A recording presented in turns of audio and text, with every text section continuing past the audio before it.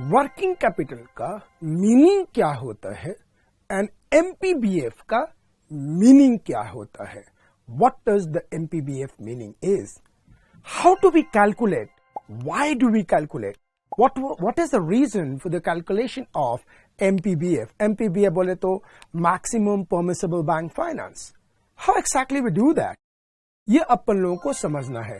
देखिएगा, before understanding financing of the working capital, let us understand what is working capital. Working capital क्या होता है? Working capital refers to the current asset and current liabilities of the organization. These are considered as a blood or the liquidity position of the organization. अगर किसी company की working capital खराब हो गई तो फिक्स एसेट कितना ही क्यों ना हो, कंपनी की सेहत कभी ठीक नहीं हो सकती. यह खून है. अगर खून ही नहीं रहा तो बड़ा सा बड़ा ढांचा ढह जाएगा. सो वर्किंग कैपिटल पिलर है कंपनी को ऊपर उठाने के लिए. These are considered as the blood or the liquidity position of the organization. तो अगर आपके एग्जाम में क्वेश्चन आता है कि working capital is a blood और द लिक्विडिटी पोजीशन, तो आप आंसर लिखेंगे absolutely true. Therefore, managing current asset is the most important. अब हम देखते हैं कि किसी भी कंपनी के संदर्भ में वर्किंग कैपिटल क्या क्या हो सकते हैं. मैं वर्किंग कैपिटल फाइनेंसिंग के लिए आपके साथ में डिस्कस करता हूं कि these are the items of the working capital. अब सबसे पहले आप देखते हैं, following are the item of the working capital. हमने एक सीरियल नंबर का कॉलम बना लिया, एक पर्टिकुलर और एक अमाउंट. अब पर्टिकुलर में नंबर 1 जो वर्किंग कैपिटल है वो कैश. क्या है? 1 cash. Cash is a working capital. Even cash और कैश इक्विवेलेंट. मैं कैश इक्विवेलेंट की बात करूंगा जब मैं आपको वर्किंग कैपिटल एस्टिमेशन पढ़ाऊंगा, जब मैं निकालना सिखाऊंगा कि वर्किंग कैपिटल का अमाउंट कैसे निकाला जाता है. So cash is a working capital. Then second item is a raw material. Raw material is working capital. अब आप में से कोई ज्यादा पढ़ जाते हैं ना तो ज्यादा चालाक हो जाते हैं. वो कहते हैं कैश कैसे रॉ मटेरियल खरीदा तो raw material is a working capital, वही कैश रॉ मटेरियल में चला गया. ऐसा वैसा नहीं है. ध्यान से देखिएगा, अगर कैश 5,000 है तो उसके अलावा रॉ मटेरियल कितना है, that's a part of a working capital. क्योंकि अपन लोगों को क्या करना है, इन सारे करंट एसेट में से सारे करंट लायबिलिटीज को माइनस करेंगे, क्योंकि उसकी फाइनेंसिंग हो चुकी है. बाकी पैसा हमें बैंक से लेना पड़ेगा. We have to withdraw this money from the bank. We have to borrow this money from the bank so that the business can be run without any hitch, without any problem. बिना किसी problem से business को चलाने के लिए continuous basis पे business के पास fund होना चाहिए. तो क्या बोलेंगे साहब की फंड का मतलब working capital. Yes, the fund means working capital by and large. So working capital अपन को चाहिए. अब आप बोलेंगे कि साहब वर्किंग कैपिटल में फंड का मतलब तो लॉन्ग टर्म होता है. मैं आगे आपको बताऊंगा, जब मैं एमपीएफ की बात करूंगा तो बोलूंगा यस, वर्किंग कैपिटल में 25% लॉन्ग टर्म फंड से फाइनेंस होना चाहिए और होगा. तो ये जब आपको मैं कहूं कि कैश देन रॉ मटेरियल, तो आप ये मत समझिएगा कि वही कैश रॉ मटेरियल में कन्वर्ट हो गया. It's not like a cash and then convert into the raw material. No, cash separate, इसके अलावा raw material. So cash is the item of the working capital, current asset. Raw material is the second item of the current asset. WIP यानी कि cash के अलावा, raw material के अलावा WIP is a what? Work in progress is what? Work in progress is what? Work in progress is the item of current asset. देखिएगा, जब तक raw material store में रहता है तो रॉ मटेरियल है, स्टोर है. मान लीजिए कि ये दरवाजा है, आपने देखा यहां, मान लीजिए कि दरवाजा है और ये दरवाजा स्टोर का है. जब तक स्टोर के अंदर है, देख रहे हैं आप, स्टोर के अंदर है. जब तक ये स्टोर के अंदर है, ये दरवाजे के उधर है, दरवाजे के उधर है, तब तक वो रॉ मटेरियल है. जैसे ये दरवाजा खुला और दरवाजा खुलने के बाद अपन लोगों ने इधर लिया, देखने का है, दरवाजा खुला, दरवाजा खुलने के बाद आपने क्या किया, दरवाजा खुलने के बाद यहां आ गया और ये किचन में आ गया है। मान लो कि आटा, लेट्स टेक आटा, तो आटा आपने यहां से स्टोर से उठाया, आटा उठा के आप क्या किए, आप आटा उठा के लेके आ गए यहां पे आपने किचन में। अब ये आटा उठा के आप किचन में लेके आ रहे हैं, किचन में लेके आ रहे हैं, किचन में लेके आ गए, किचन में लेके आ गए, और ये एक शानदार किचन है। अब ये आटा अगर मान लो कि 5 रुपया का था, तो वहां पे ये तो क्या था, ये 5 रुपया का आटा था, 5 रुपया का आटा था, तो ये रॉ मटेरियल था। जैसे ही ये आटा किचन में आया, तो ये आटा अब आटा नहीं हो गया, WIP हो गया। मान लो कि इस 5 रुपये के वाले आटे में, 5 रुपया वाला आटे में 2 चपाती बनेगा, तो 2 चपाती के लिए 100% आटा आ गया, 100% रॉ मटेरियल आ गया। अब ये किचन में इस आटा को गूंथेंगे, देखिए जो गूंथ दिया, गूंथते समय क्या हुआ, जब आटा को हमने गूंथा तो गूंथते समय क्या हुआ, हमारे पास मटेरियल लगा, क्या चीज लगा, पानी लगा, लेबर क्या लगा, जो गूंथा उसे लगा, और जब हमने आटे को गूंथ दिया तो ये एक स्टेज कंप्लीट हो गया। पहले ये आटा ड्राई था, ये अब आटा गूंथा हुआ आ गया, तो ये गूंथा हुआ आटा को हम क्या कहेंगे, रॉ मटेरियल कहेंगे या कुछ और कहेंगे, कुछ और कहेंगे, क्या कहेंगे, WIP, वर्क इन प्रोग्रेस। क्या कहेंगे, work in progress, work in progress, WIP, work in progress. अब इस गूंथे हुए आटा, लेकिन वैल्यू बढ़ गई, 5 रुपया का आटा था, उस आटे पे मान लो कि 2 रुपया खर्चा लग गया, पानी का, लेबर का, ओवरहेड का, सबका लग गया। अब हमने क्या किया, उसके ऊपर हमने क्या किया, what exactly we did is कि हमने उसके ऊपर खर्चा करने के बाद अब गूथा हुआ आटा हमने रख दिया। गूथा हुआ आटा रखने के बाद हमने उसको लोइया काटा और बेला। अब बेलने का खर्चा लग गया, अब बेलने का लेबर का खर्चा लगा, सूखा आटा का खर्चा लगा, अब ये रोटी बिल गई। अब बेली हुई रोटी भी क्या माना जाएगा, या WIP, बट द कॉस्ट बढ़ गया। अब मान लो कि 5 रुपया का था, 1 रुपया लगा गूथने तक, 1 रुपया लगा बेलने में, तो कितना हो गया, 7 रुपया हो गया। अब WIP की वैल्यू कितनी हो गई, 7 रुपया।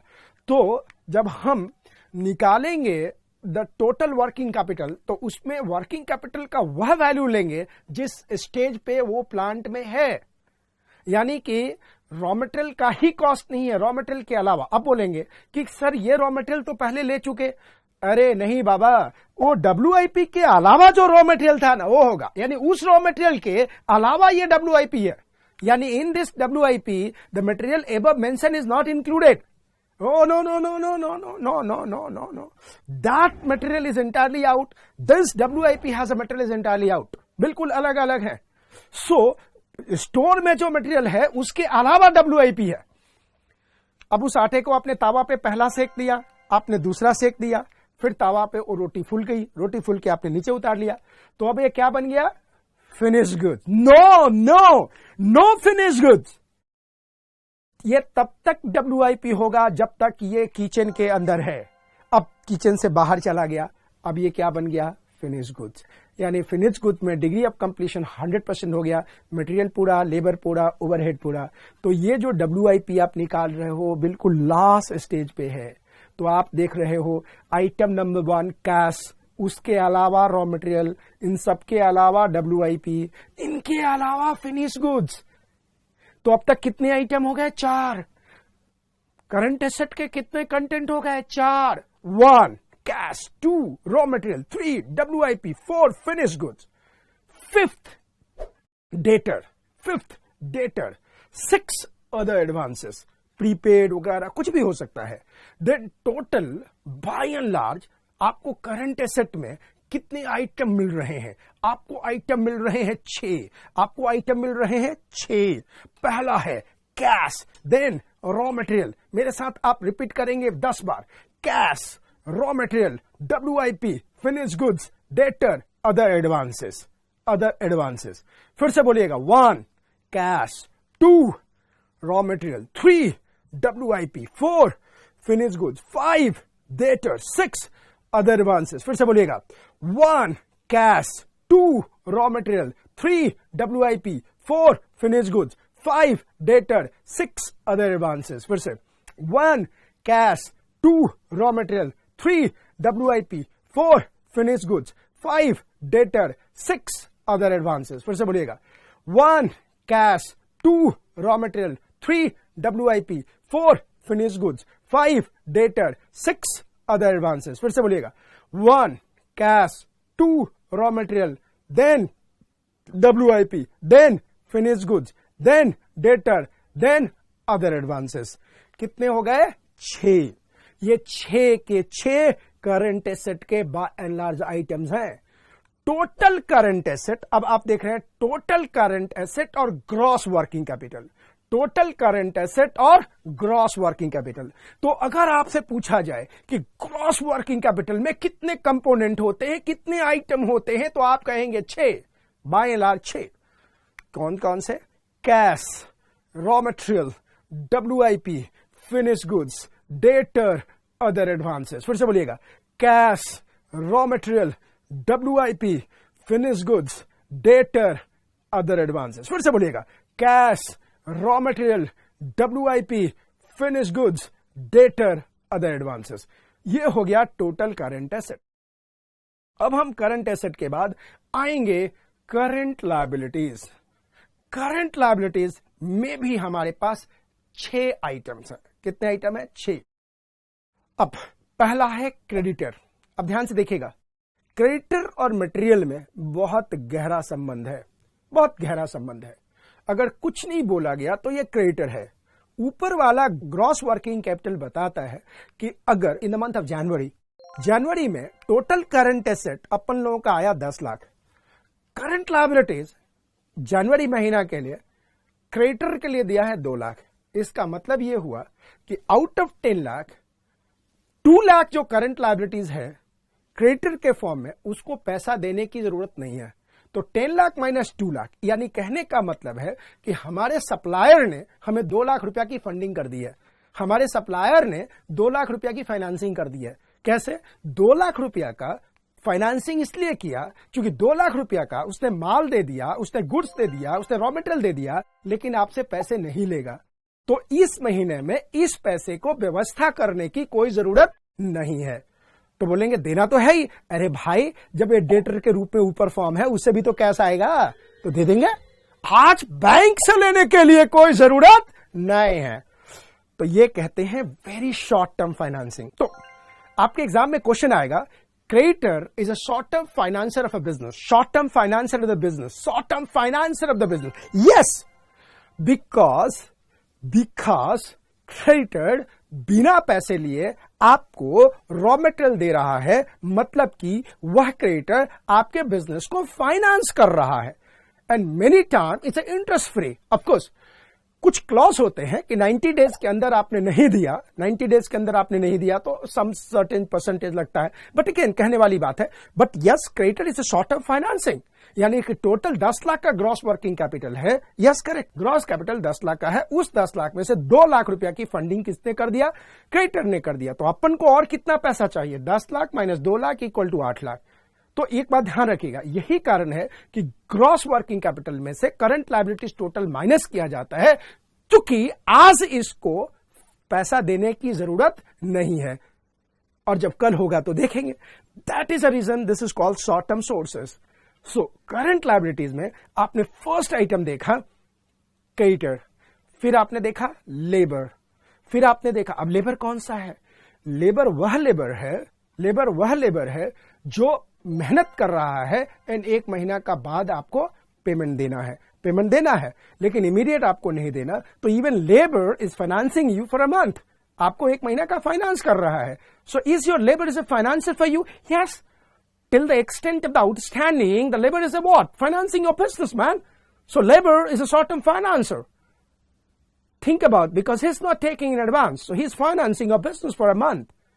For a month, he's financing your business, man. So outstanding for the labor is a what? Yeah, current liabilities. And current liabilities means what?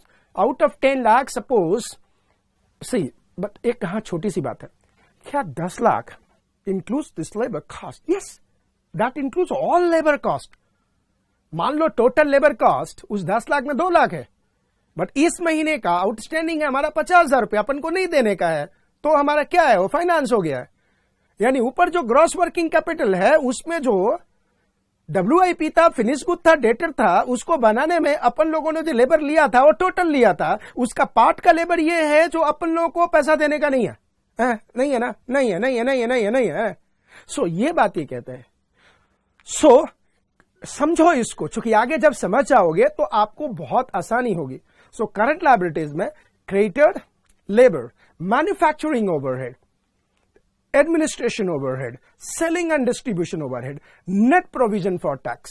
So manufacturing overhead outstanding, administration overhead outstanding, selling and distribution overhead outstanding, and net provision of the tax. बस ध्यान रखिएगा, liabilities में कहीं भी depreciation वाले कोई चीज, जैसे administration overhead, क्या depreciation का outstanding तो होता ही नहीं है भाइयों। जब थारा को depreciation का outstanding होता ही नहीं है तो भाई तेने को किस बात का लेगा। तो आपके एग्जाम में क्वेश्चन आएगा, क्या depreciation is included? No, it is not included, it is not included at all, right.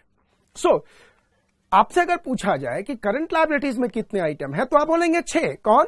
Creditor, फिर लेबर, फिर मैन्युफैक्चरिंग ओवरहेड, फिर एडमिनिस्ट्रेशन ओवरहेड, फिर सेलिंग एंड डिस्ट्रीब्यूटर, फिर net tax provision. Net tax provision क्या होता है कि कई बार हम एडवांस पे कर चुके होते हैं, कई बार आउटस्टैंडिंग होता है। तो मान लो कि हमारा अपन लोगों का टोटल लायबिलिटीज टैक्स का बनता है 20 लाख रुपया, अपन लोगों ने 8 लाख रुपया एडवांस दे दिया, तो अपन का बकाया कितना है? 12 लाख रुपया।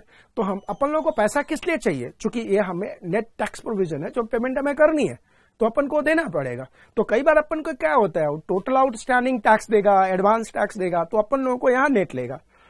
अब कई बार आप कहोगे कि साहब ऐसा भी तो हो सकता है एडवांस ज्यादा है, आउटस्टैंडिंग कम निकल गया, तभी तो रिफंड का केस बनता है। Yes yes, then it will not come here, it will go up, ये करंट एसेट बन जाएगा, राइट।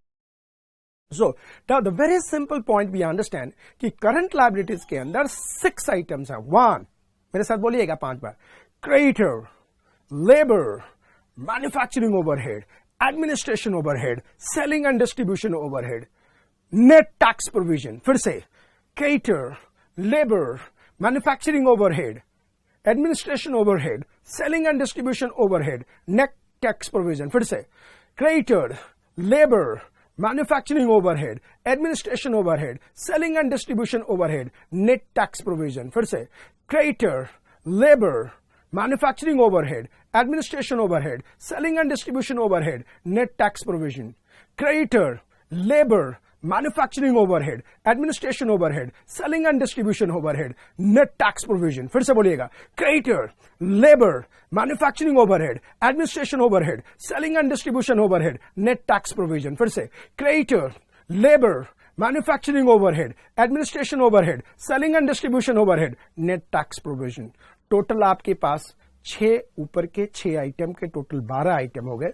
टोटल करंट लायबिलिटीज में 6 आइटम हो गए, हमने यहां लिखा टोटल करंट लायबिलिटीज और net working capital equal to current asset minus current liabilities.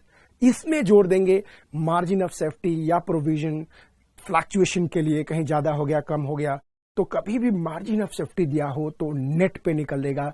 Margin of safety हमेशा नेट पे लिख लेगा अगर कुछ नहीं बोला तो, वरना मार्जिन ऑफ सेफ्टी कुछ भी बोल सकता है। वो बोलता है margin of safety is double of the amount of creditor, margin of safety बोल सकता है double of the amount of labour, कुछ भी बोल सकता है, लेकिन कुछ नहीं बोला तो मार्जिन ऑफ सेफ्टी का मतलब होता है नेट वर्किंग कैपिटल के ऊपर। तो अगर क्वेश्चन बोलता है कि margin of safety is 10%, total current asset is 10 lakh and total current liability is 5 lakh, then net working capital कितना हो गया? 10 lakh minus 5 lakh equal to how much? 5 lakh. Then margin of safety, net working capital कितना हुआ? 5 lakh, 10% is 50,000, then total working capital will be how much? 5,50,000। इसके पहले कि हम आगे बढ़ें, मैं आपको एक कंसेप्ट क्वेश्चन कर रहा हूं, उस कंसेप्ट क्वेश्चन को समझिए। बट इसके पहले कि कंसेप्ट क्वेश्चन पे जाएं, जब भी आपको नेट वर्किंग कैपिटल निकालनी हो तो आपको ये 12 नाम कंठस्थ होना चाहिए। बीच में एक आध नाम घटते रहेंगे, बढ़ते रहेंगे। मैं जब वर्किंग कैपिटल फाइनेंसिंग पे आऊंगा, वर्किंग कैपिटल एस्टिमेशन पे आऊंगा तो और डिटेल में लेके जाऊंगा, और डिटेल में आप समझिएगा, लेकिन यहाँ पे समझिए 12 आम। इसके पहले मैं क्वेश्चन में जाऊं, मैं फिर से आपने पूछना चाहता हूं, ये है करंट एसेट। करंट एसेट में कितने हो गए? 6। Cash, raw material, WIP, finish goods, debtor, other advances. फिर से cash, raw material, WIP, finish goods, debtor, other advances. Here creditor, labor, manufacturing overhead, administration overhead, selling distribution overhead, net of provision. Current asset minus current liabilities equal to net working capital. Current asset सारा मिल गया. Current asset minus current liabilities. Current asset minus current liabilities equal to working capital. So current asset में current asset cash, raw material, WIP, finished goods, debtor, other advances, all current asset.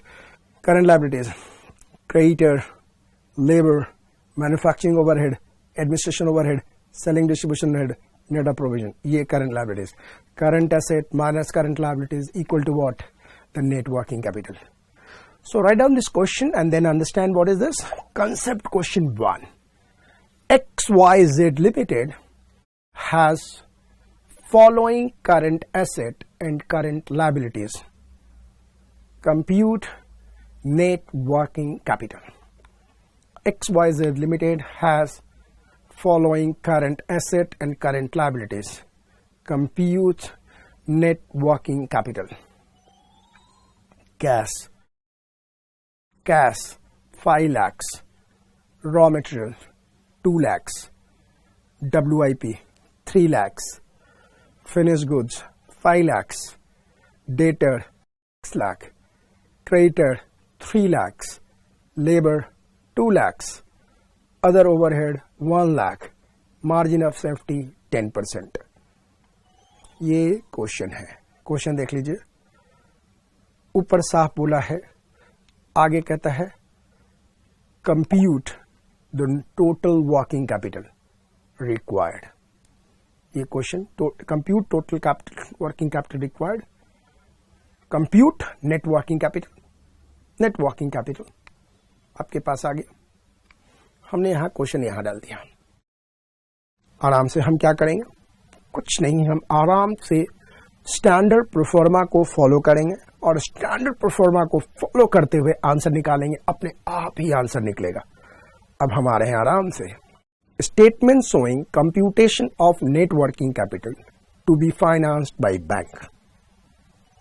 Column 1 particulars, column 2 amount, column 3 amount.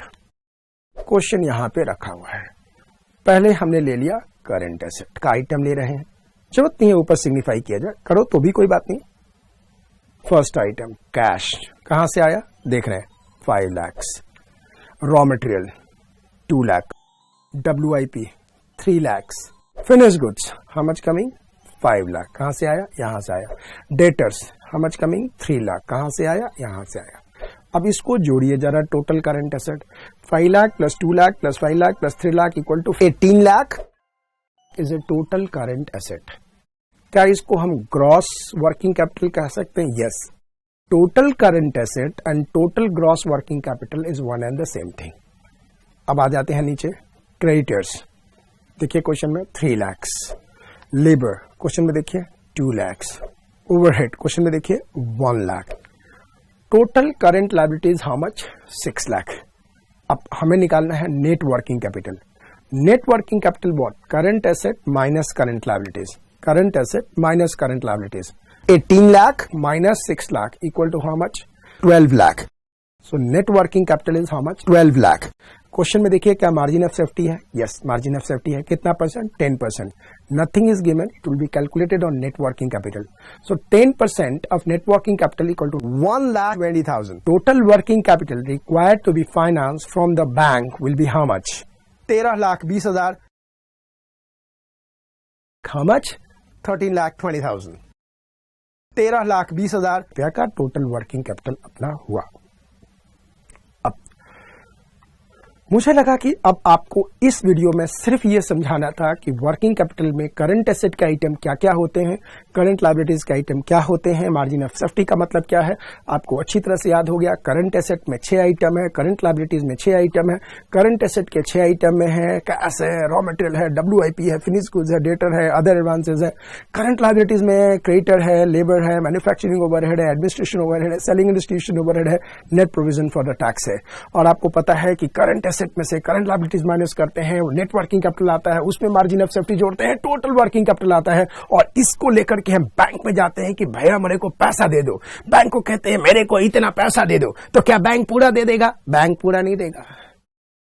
इस 13,20,000 में bank कितना देगा? Bank कितना पैसा देगा? इसके लिए बैंक के कमिटी ने, जिसको पीएल टंडन कमिटी कहते हैं, पीएल टंडन कमिटी ने नॉर्म्स, स्टैंडर्ड सेट किया है कि इतना ही पैसा दे सकते हैं, इससे ज्यादा पैसा हम नहीं दे सकते। अगर इससे ज्यादा देखे तो आपने देखा होगा ना नीरव मोदी वाला केस। तो बैंक ने स्टैंडर्ड, यही तो उसमें दिक्कत थी कि बैंक ने अपना स्टैंडर्ड फॉलो नहीं किया था, यही तो दिक्कत थी कि बैंक ने अपना नॉर्म्स फॉलो नहीं किया था। तो बैंक ने कौन सा नॉर्म्स दिया है? इस नॉर्म्स को पीएल टंडन कमिटी ने दिया है। ये नॉर्म्स क्या है? लाइक एग्जांपल बोला जाए तो 13,20,000 में कितना पैसा वो देगा, कितना नहीं देगा? क्या 13,20,000 दे देगा? नहीं, 13,20,000 नहीं देगा। बैंक अपना नॉर्म्स फॉलो करेगा। ये नॉर्म्स क्या है हम पढ़ेंगे अगले वीडियो में। इस वीडियो में सिर्फ current asset and current liabilities का मतलब समझाना था, नेट वर्किंग कैपिटल का मतलब समझाना था, एंड टोटल वर्किंग कैपिटल का मतलब समझाना था। आपको समझ में आ गया? अगर आपको वर्किंग कैपिटल का मतलब समझ में आ गया तो आप अपने दोस्तों को एनी टाइम क्लास के बारे में जरूर शेयर कीजिए, जरूर बताइए, बिकॉज हमारा हार्ड वर्क आपको पे करेगा and definitely will help you to get through exam. Thank you very much. Please share with your friends. अगर प्रॉब्लम है तो send us customer@anytimeclass.com and we are going to help you. Thank you very much. God bless you. दिल से।